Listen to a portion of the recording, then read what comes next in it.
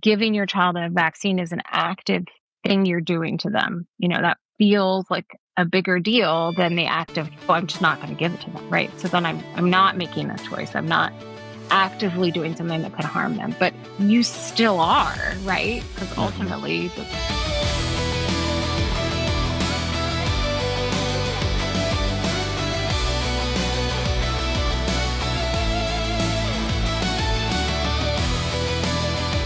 Hey friends, welcome back to Reasoned Reality Podcast. I am your host, Joe Smith.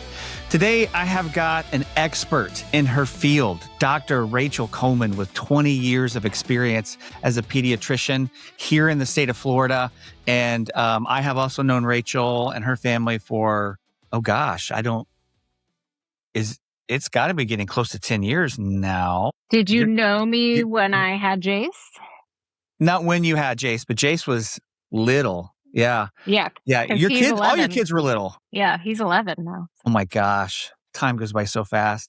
But anyway, thank you for taking the time out of your very busy schedule to come on here and talk to us about all the idiocy and about MAHA and Make America Healthy Again. Just the dumbest acronym. But anyway, thank you so much for your time. My pleasure. So I'd love to, just kind of kick things off about maybe a little bit about your background and what you do now, how you practice medicine. Have you been in the state of Florida that whole time? No. So I went to medical school at the University of Florida here in Gainesville, and then left to do my residency up in Massachusetts. So 3 years of residency, and then I stayed on in a faculty position there for several more years. And then we moved back to Gainesville the very end of 2011. And then I practiced in academic medicine at UF till 2022, which is when I opened my own practice. And so since August of 2022, I've been practicing in a direct primary care model with my own practice called Honeybee Pediatrics. So this has nothing to do with anything, but I'm just curious. I mean, I think I know the answer, but which system do you prefer? Well, it's interesting. In terms of like taking care of patients, I think there's not a question that the direct primary care model makes the most sense for primary care because it's sort of structured to incentivize making patients healthier, because the payment model is not dependent on doing things to patients as our traditional healthcare system is. The payment model is just like you pay a monthly membership and then that covers all of your fees. So I, as a physician, and anybody who practices in that model is motivated to take the best possible care we can, really educate people on how to be as healthy as possible so they're not using resources and not requiring visits constantly. So I think, from a healthcare perspective, this model makes the most sense. I think it is, it's me running my own business, which has its own challenges. And I think I often miss the, like working with colleagues and all of that camaraderie that I had kind of in an academic model. But in terms of the structure of it overall, for sure, I prefer this model. That's interesting. The things that are the incentives of the two different things.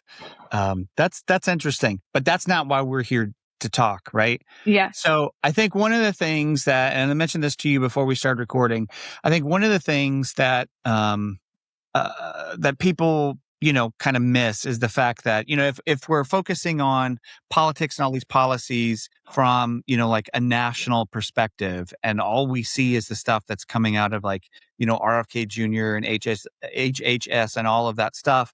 And those are important, right? Like we can't not look at those things, but those things didn't really start at the national level. Those things started here in Florida.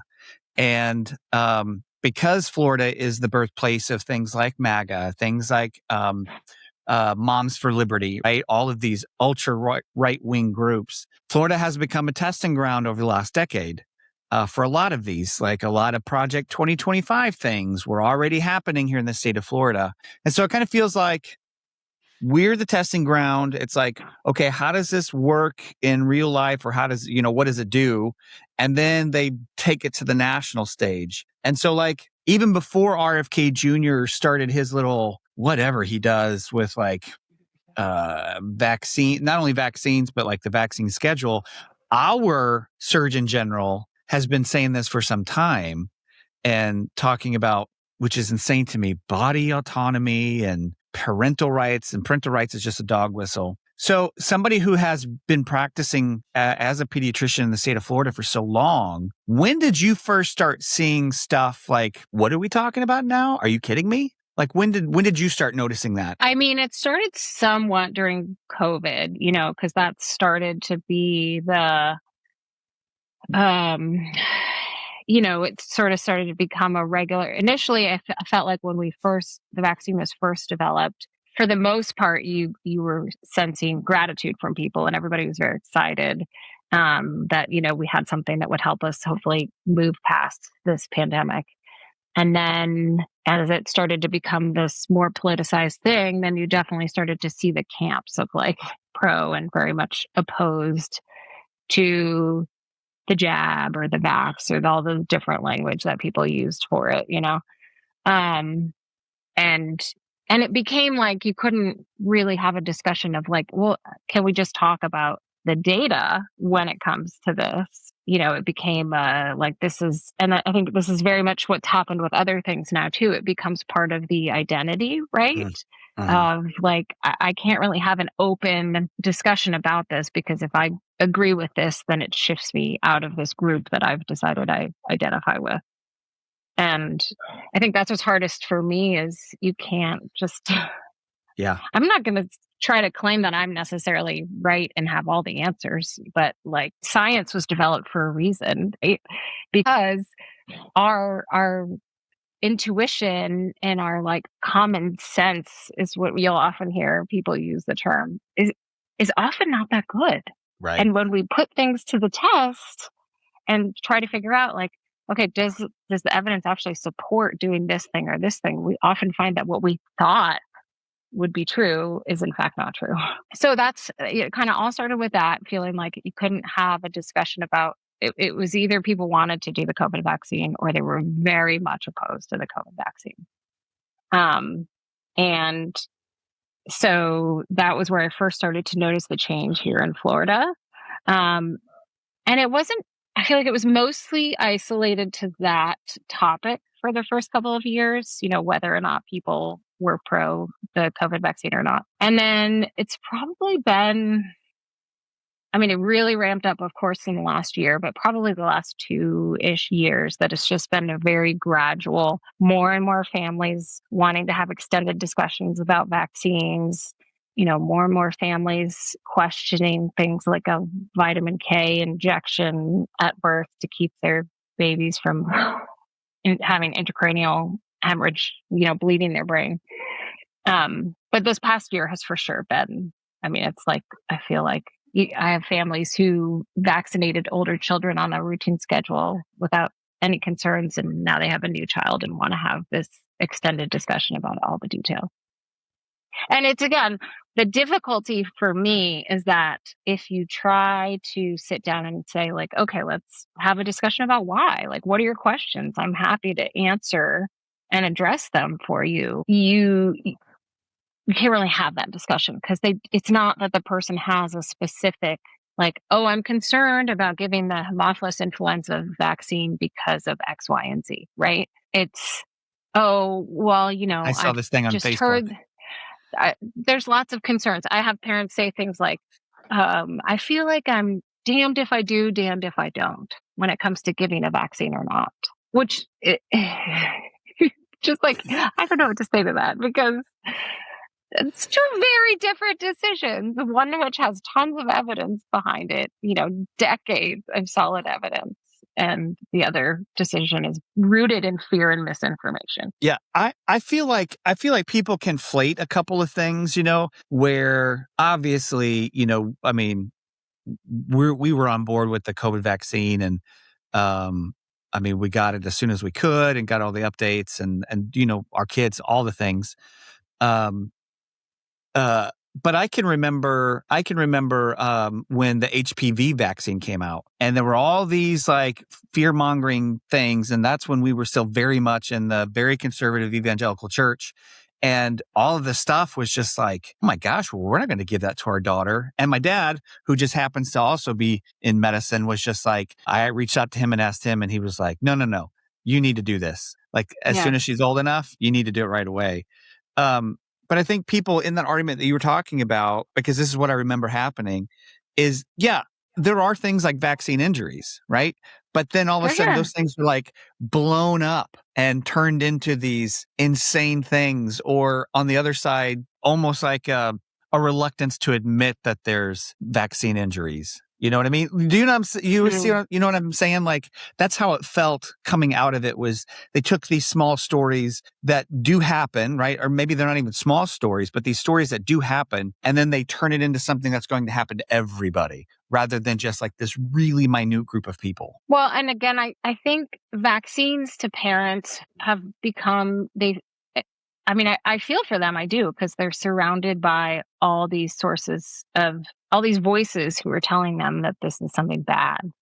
Um, and it feels like, giving your child a vaccine is an active thing you're doing to them. That feels like a bigger deal than the act of, oh, I'm just not going to give it to them. Right. So then I'm not making a choice. I'm not actively doing something that could harm them, but you still are, right? Because Mm-hmm. ultimately you're making a choice that might result in, them having a serious illness. And the other difficulty is that vaccines have very much, been a victim of their own success in that most of these diseases people don't see regularly. If you talk to a pediatrician who was practicing 40, 50 years ago, they can give you all the details about how every day they have kids coming into the hospital with these, with meningitis from bacterial diseases that we don't really see anymore.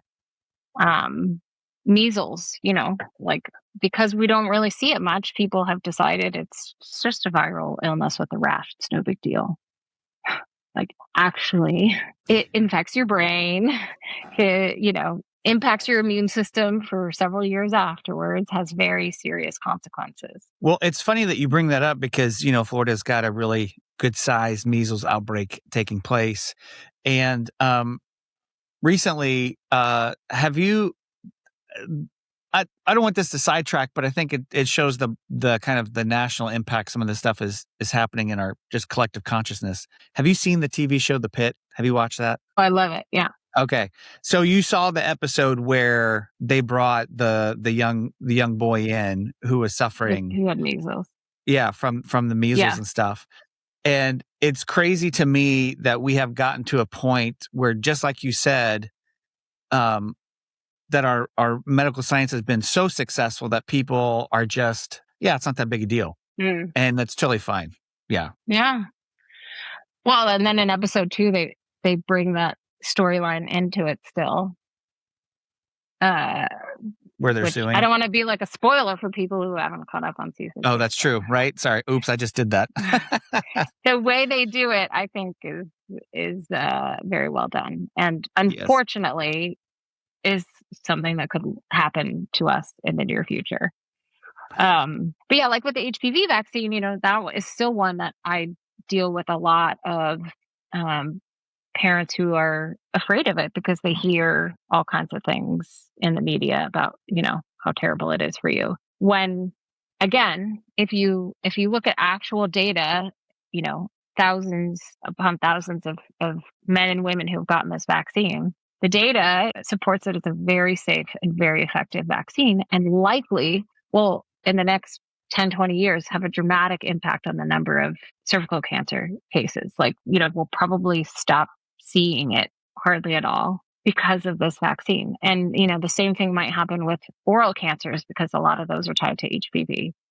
Um, so, I mean, like, why would you not want an anti cancer vaccine? But people hear anecdotal cases, right, of someone who tells them that this thing happened to their child because of the HPV vaccine. And, these cases get into parents' heads and then it just feels like this very scary thing. And again, it seems that there's like, we're like losing this ability to take a step back and say like, okay, yes, I have a fear about that because I'm a good parent who wants to take good care of my child. But people have done the work to investigate that issue and have shown, like, this is a very safe vaccine. Like you said, are there vaccine injuries? For sure, but they are like teeny tiny numbers, Yeah. and all the things that people worry about related to that vaccine, like autoimmune disease, infertility, those are kind of the big ones I hear. Like, they've investigated that because those concerns have come up and have found that there's just not evidence to support it. But we've unfortunately entered a zone where people don't trust science anymore. It's like somehow we've decided that people who dedicate their lives to science and investigating these questions systematically are, like, I don't know, controlled by big pharma, even though, like, if you meet a basic science researcher, like, these are not people who are in it to get rich. Like, they're just not. And now I'm not saying big pharma doesn't make tons of money, but again, I feel like you keep hearing it and I keep saying it, but somehow it doesn't seem like to be penetrating people's minds. Like, if you look at the profits in the wellness industry Mm. compared to profits in big pharma, it looks like big pharma's on the struggle bus. You compare their income to the wellness industry. That's I just interesting you think bring that up because, like, they had that those confirmation hearings, and I can't think of her name off the top of my head. Casey But means yeah, where she's not a doctor. She's just a she has an YouTuber. ND. She's never practiced. She's Right. never been a licensed physician. That's it. Thank you. Yeah. Um, and she's just a YouTuber, who gets on there and says what she says, and then all of a sudden now she could be in charge. Yeah. Did you ever see the movie Idiocracy? Yeah. I feel like we're in that stage of time between when he went to sleep and when he woke up, and then Yeah. Dr. Macho Camacho was the president and all this stuff, or doctor, but President Macho Camacho. We're like right at the end of while he's sleeping, right before he wakes up. I feel like that's where we are. Yeah. And I mean, it's hard to not get a little bit too too stuck in, like, depression about the whole thing. But I think, like, really education is the key, right? But it's like, um TikTok and Instagram has become people's education, and they Yeah. just accept at face value what people say to them because they sound like they know what they're talking about. Yeah, you can sound really confident and be horribly wrong. Yeah. And, they don't investigate further, what are this person's credentials? Have they actually worked in this field that they're, saying that they have expertise in? Um, are they trying to sell you something? you Mm. know, like, does it end with, like, comment the word details and I'll send you my 10-point plan? The chances are, after that free plan, there's something that they are trying to sell you. Some multi-level marketing scheme. Yeah, but I Some don't know. It's like people just don't young take living. those steps, you Yeah. know? That's a good observation. I'm curious because I asked you ahead of time too, but well, I mean, why do you think that is? One of the things that I struggle with is what's the point? Why create this sense of unease or distrust about things that actually help our children, right? Like I don't understand the why behind it.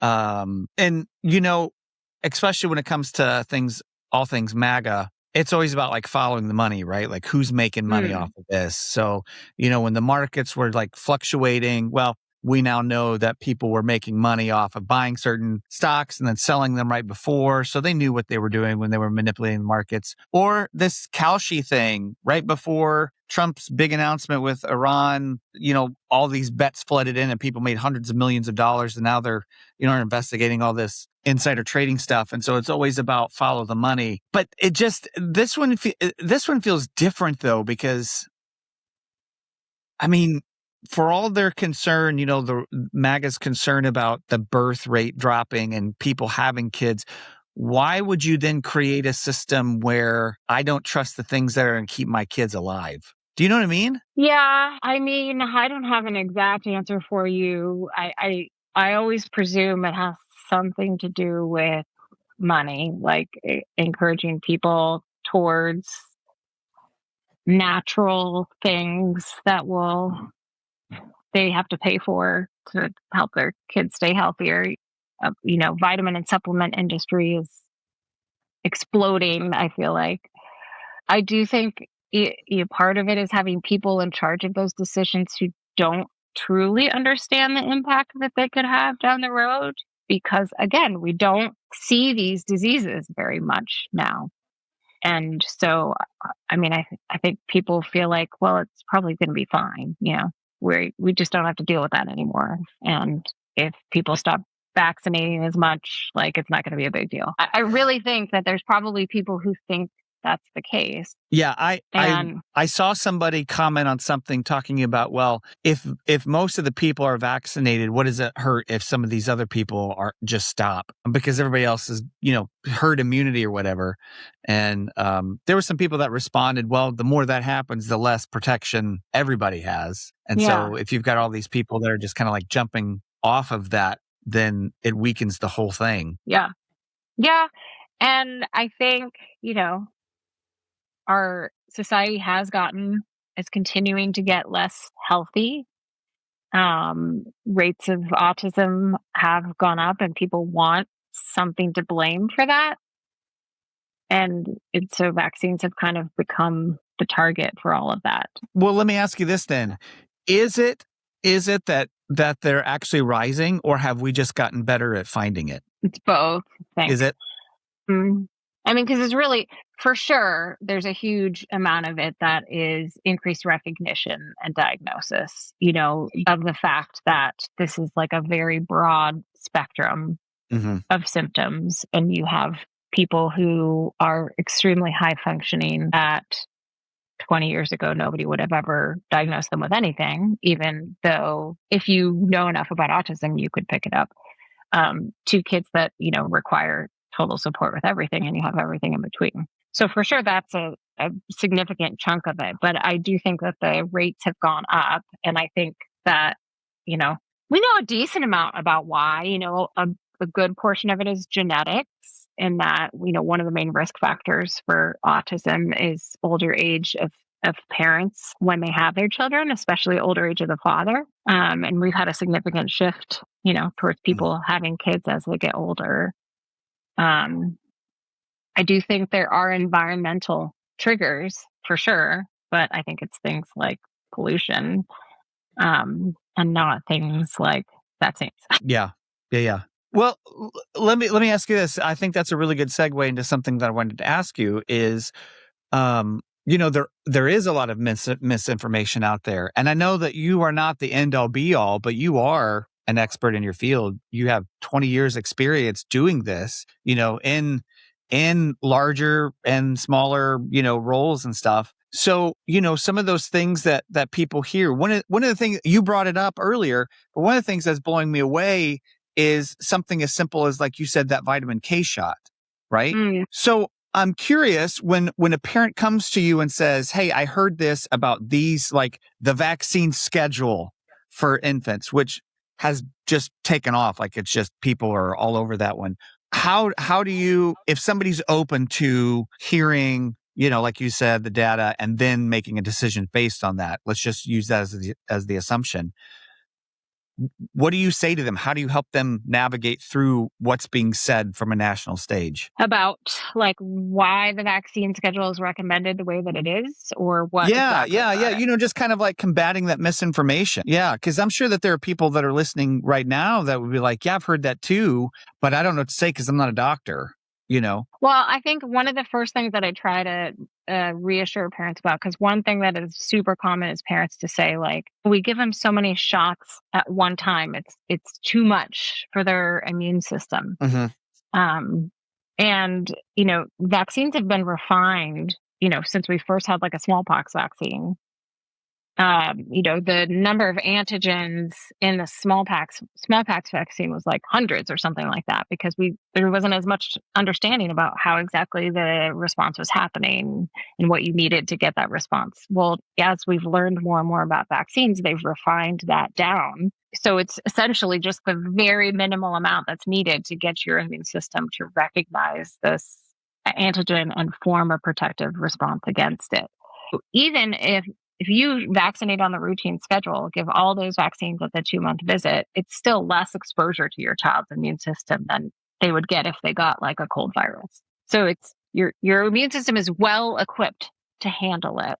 It's not in any way overwhelming, and it's what your immune system is designed to do essentially. And the timing of all the vaccines is designed to give kids robust protection as early as possible from the diseases that we know they're at highest risk to have complications from. So, Hmm. you're getting boosters 2, 4, 6 months so that by 6 months of age that your child is well protected against all these diseases, because that's the age range where they're most at risk to like end up in the hospital or die from these infections. Hmm. That's interesting. That's interesting about, especially for me, just thinking about, because I don't, it's been a long time. Our kids are older. It's been a long time since I even thought about this stuff. Um, but it is very interesting that you say that the antigens that are introduced are very minimal amount and less than they would be exposed to if they just got the thing. And yet, from national stages, they focus on the number of shots, and make it sound like it's just overwhelming their system, Yeah. versus Yeah. what you just said. It's really challenging as a pediatrician when our HHS secretary is putting out data that is patently false. Like it's demonstrably false information. Like there was one picture that was put out that was like that our kids get like 72 shots or something like that, which is What was not it? You true. you cut out real fast. What'd you say? Oh, I think it said that the infographic said that it was like 72 shots that we give our kids or something like that in the first couple years, which is not true. And I just like don't understand how we're in a place now that the government is putting out information that is actually incorrect. Like we can, it's just wrong. It's flat out wrong. It's not an opinion about something. It's just wrong information, and that's just being put out to parents. Like, what am I supposed to do? Then I'm sitting there saying, like, well, I know that this is from our government, but it's actually completely incorrect.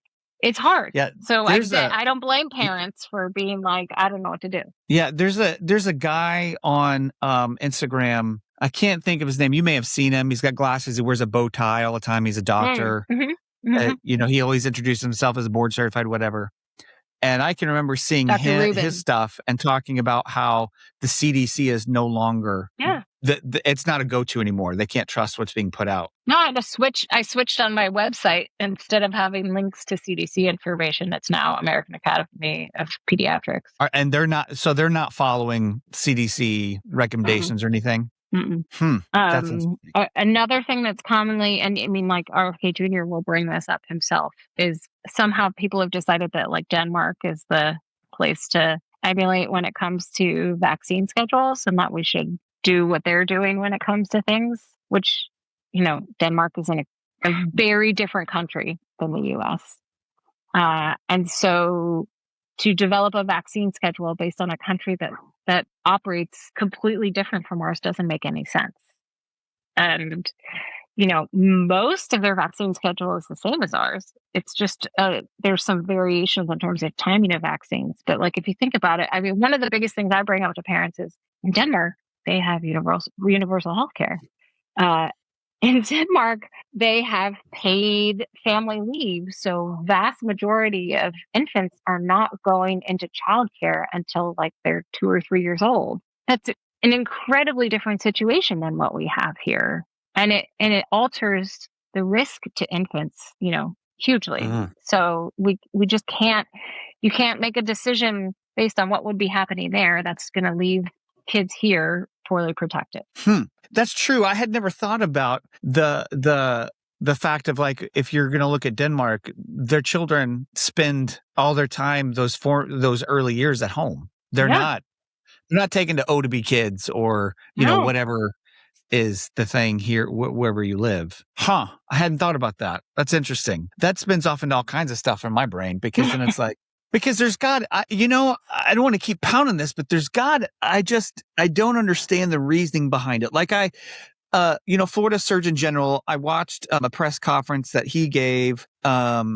It might have been a month ago now, where he almost said the word like "my body, my choice" or "your body, your choice." He Mm, almost mm. said that, and then he backed up off of it. Just because it was like, no, no, go ahead and say it. Yeah, right. But Right. that's what he was arguing. But what he was arguing for was a parent's right to be able to say no. Yeah. And listen, between you and I, we're friends. I have a healthy distrust of authority, like a very healthy distrust of authority. So it would bother me on one hand, like this is not either or. This is just my personality. On one hand, it bothers me if the government came to me and said, "No, you have to do this." Right. On the other hand, though, I'm very thankful for vaccine mandates, especially when my kids were in school and we did all of them, right? Like I remember as a kid, we had a little card thing that, you Hmm. marked your vaccine cards and all this stuff, or records. Um, but what he is advocating for, I mean, kids are going to die. Uh, I mean, unfortunately, I think that is probably what it's going to take before we shift back to a more reasonable place. I mean, I hope not. As a person whose whole career has been focused on keeping kids healthy, I really don't want to see that happen. But I'm very concerned that that's where we're going to have to get to for people to kind of Mm. take a step back and go, oh, wait a second. Maybe we should reevaluate this track that we're on. Hmm. Um, Well, so when parents, especially, um, the parents that you deal with personally, and like you don't need to, obviously, I mean, don't name anything or whatever, but in the last year, because you said it's really ramped up over this last year. What are some of the most common misconceptions or things that parents are coming in and asking you, "Hey, I don't know about this," or "I don't know about that. What should I think about this?" I mean, vaccines are the biggest thing, I would say. Um, the vitamin K, I mean, I noticed now at um, Shands that they have like a vitamin K refusal form because it's become common enough So that they, can you explain what that is, this vitamin K shot? Because I've read, because we were talking or whatever, but before, like I knew we were going to do this, I don't know if I ever remember thinking about that ever before. because you probably didn't. It was just, they were Yeah. like, your newborn needs the shot. Okay. Yeah. So vitamin K is given shortly after delivery to prevent something called hemorrhagic disease of the newborn.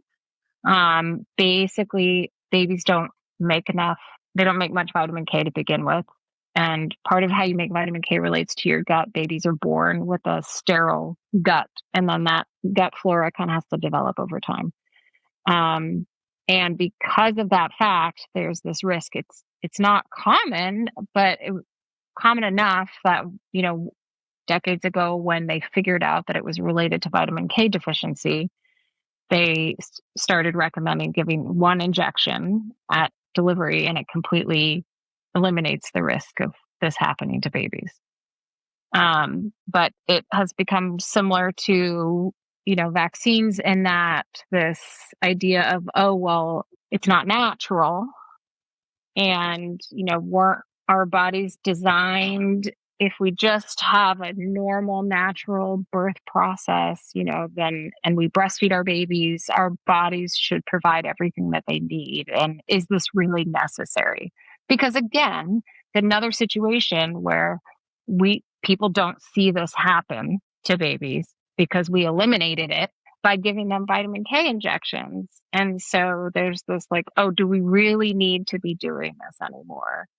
And, injecting this into our children right after they're born, traumatizing them, putting preservatives in their body. That's kind of the argument that has come up. And again, I feel for parents, right? Because there are videos you can find easily where people who do not have expertise or have not worked in the field enough will go on and on about why you don't need to give your child a vitamin K shot after delivery. And they sound very smart, and they sound like they have the authority. And they make it sound very scary to give your child this injection, but it's not based on good evidence, you know? So, I mean, So, that I find if I'm able to sit down and talk with families about the details of vitamin K, most of the time they will go ahead and do the injection. But like you said, it used to, I mean, it wasn't something we ever, for yeah. years and years, I would think maybe it was once or twice a year, I might have a family be like, do we really need to do this? And then you would have the discussion and be like, okay. Well, And so now I have all these families shifting to wanting to give like oral vitamin K, right? They're like, why do we have to give them a shot? Can't we just give it to them orally? It's like, well, first of all, who is really going to stick with the schedule of giving your newborn oral vitamin K on the appropriate schedule in the appropriate volumes, when you're like not sleeping? Number one. Number two, uh, the there's just not anybody who's going to say, like, nobody's going to do that study to say, like, okay, let's do a head to head of giving a shot of vitamin K or trusting families to give oral yeah, vitamin K at appropriate doses to their child, and let's see if it works out okay. And the babies don't have bleeds in their brains. You know, yeah. nobody's going to do that head to head because we know this thing definitively eliminates the risk of this disease happening in babies. This other thing, it might be fine, but I would not want to put my child's brain at risk. Seriously. So I have two questions. One, are there any actual risks?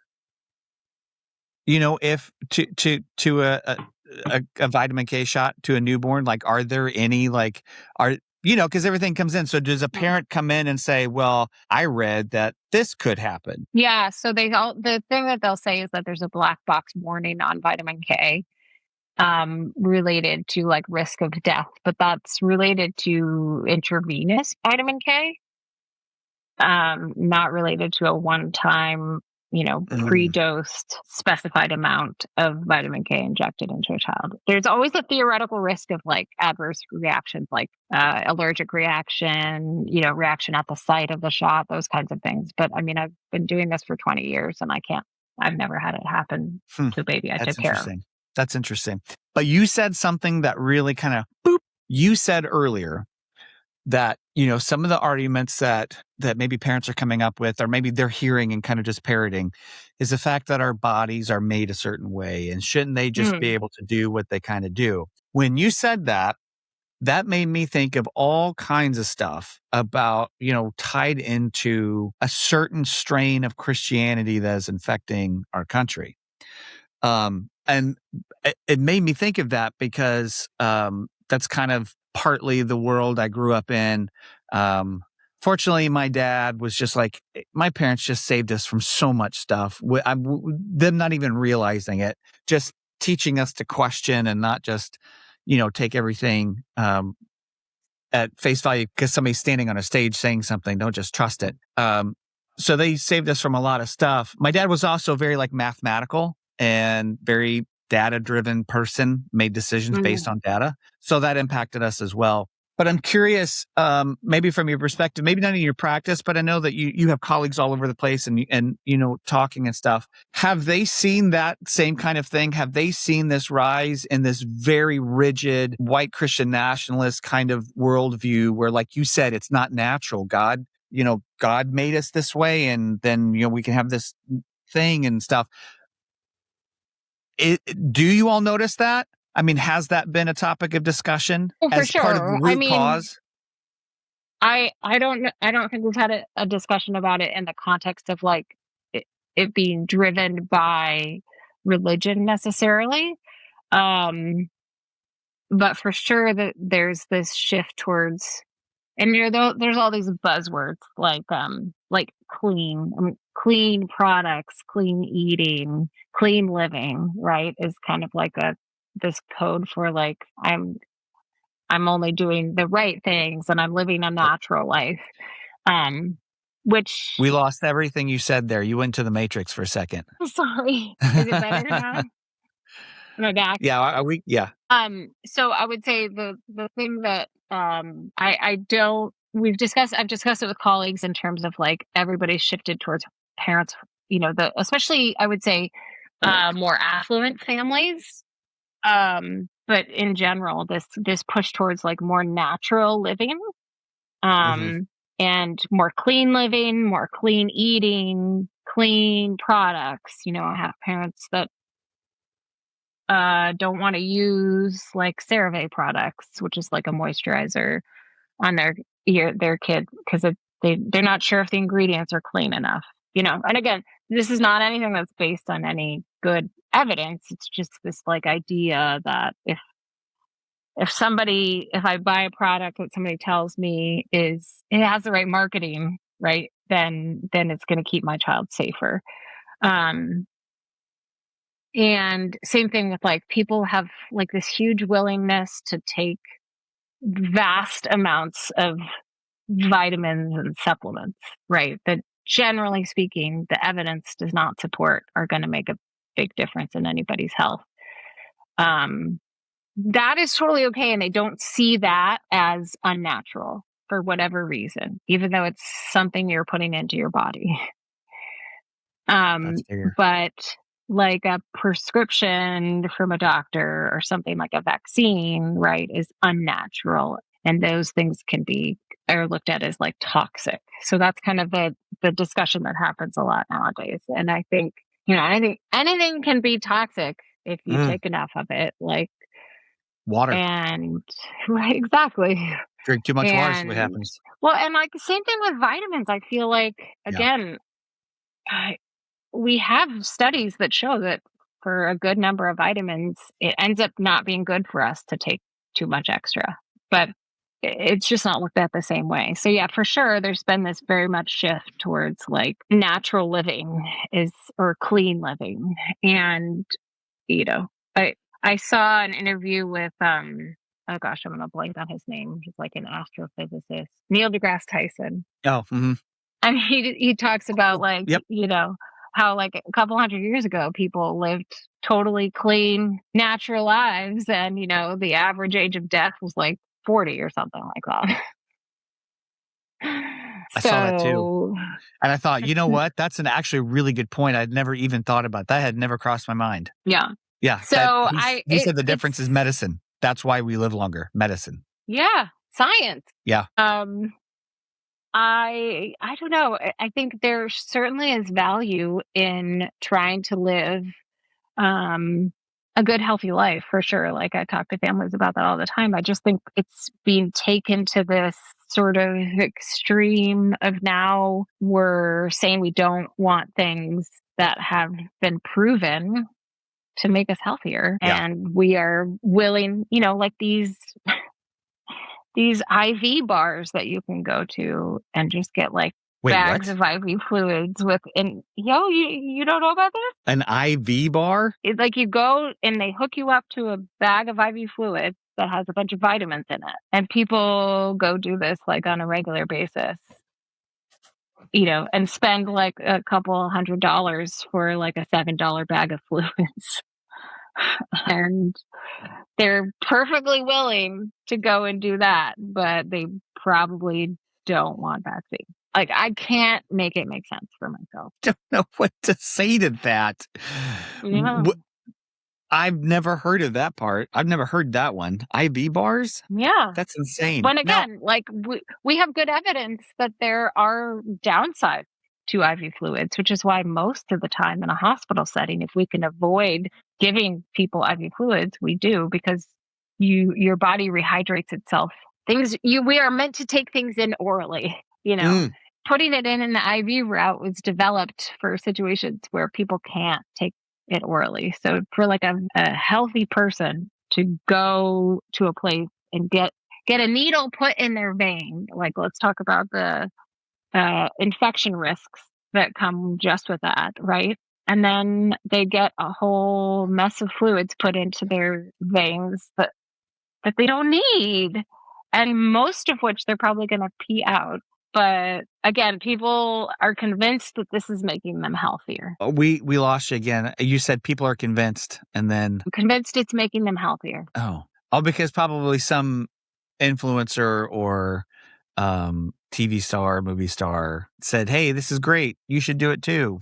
Well, and the placebo effect is real. Mm, Like legit. I mean, they've shown that the placebo effect is like 30 something percent, right? Or something like that. That if you which is why we have to do controlled trials, because right. just the act of giving somebody something and telling them that it's going to make them feel better Will make them feel has a better. pretty good chance of making them feel better. I wonder too if there's like a correlation between the kind of person that would go in and spend money to sit and have these intravenous fluids that they think, vitamins or whatever, and the fact that those people are probably also exercising and probably Hmm. also, maybe not eating like processed foods as much, and these things over here are actually the things that are making the impact or making you feel better. Because, if you do go extra, I always feel better after I exercise, even if I'm dragging that morning and I'm just like, oh, I don't want to go.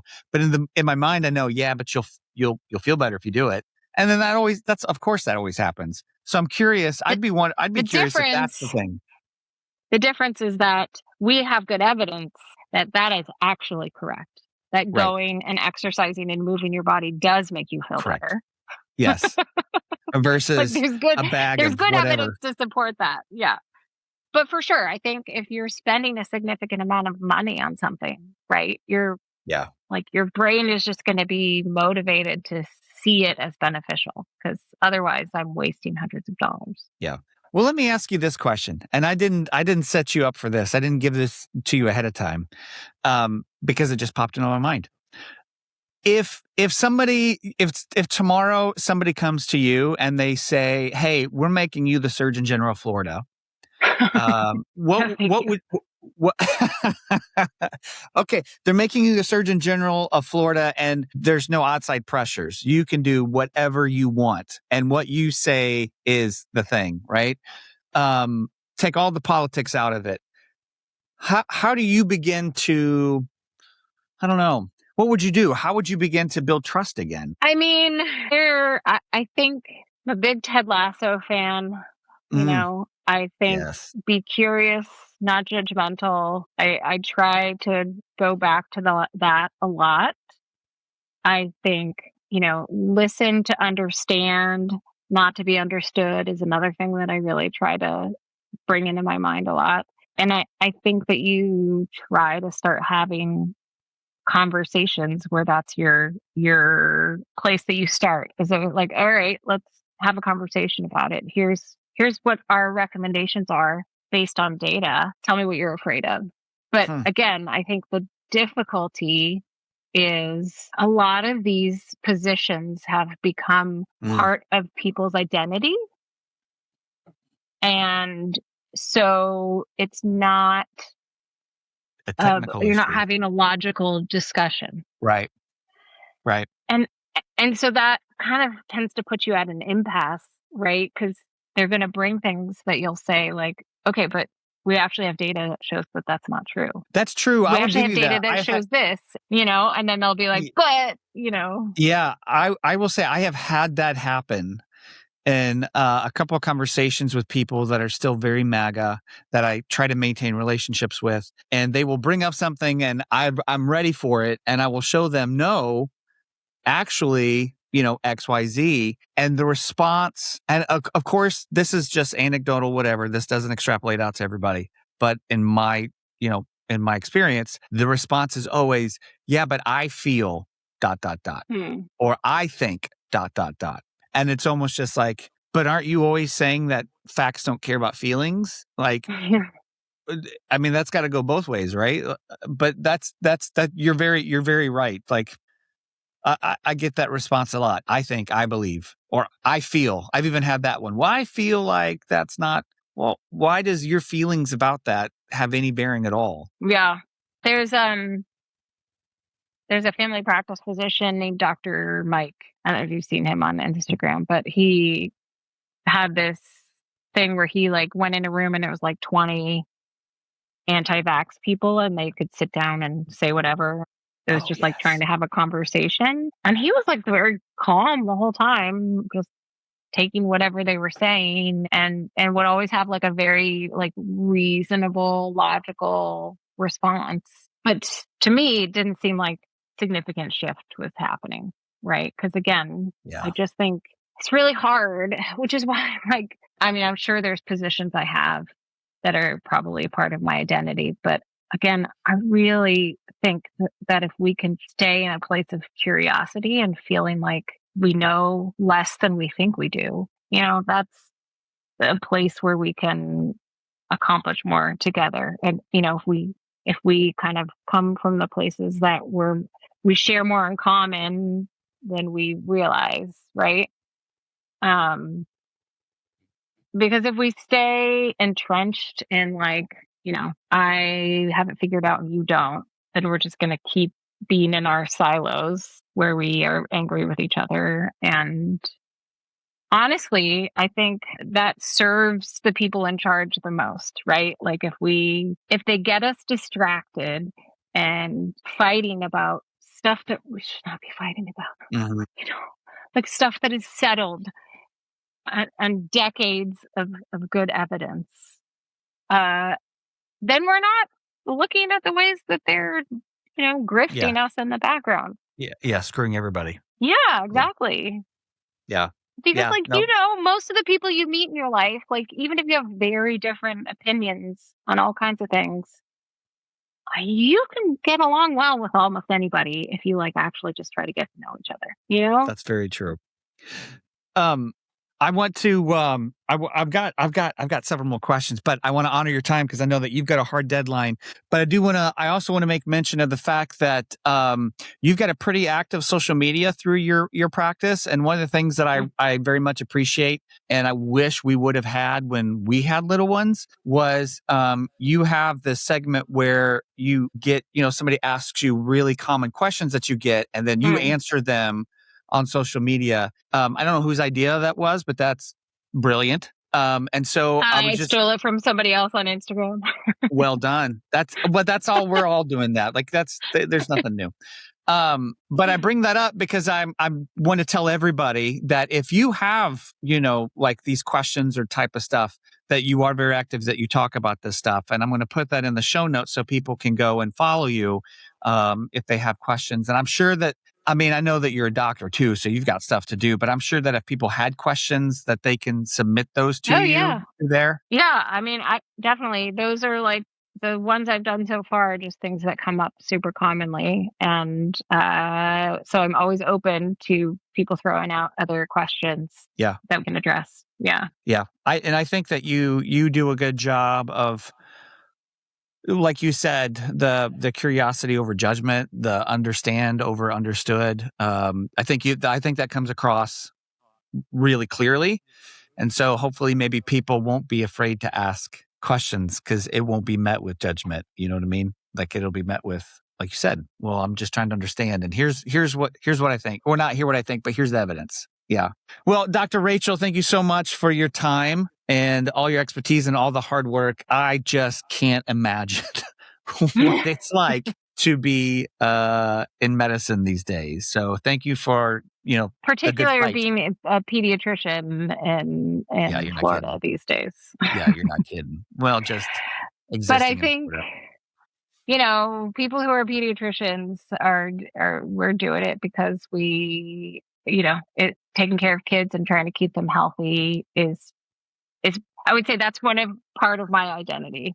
So I think that's what makes it even harder to have people, question, like, how could you do these things? Like, Because I love for your something to do children. exactly. I want them to be as healthy as I can be. Yeah. I feel that. So I feel that. Well, thanks for listening, everybody. Make sure that you go check the show notes. Go follow Rachel on Honeybee Pediatrics, and if you've got questions or you've heard questions, submit those, and maybe you'll hear her answer those. Hey, friends, don't forget that you might be the only voice of reason that somebody hears today, so don't be afraid to use it. All right, everybody. Thanks for following along. We'll see you next time.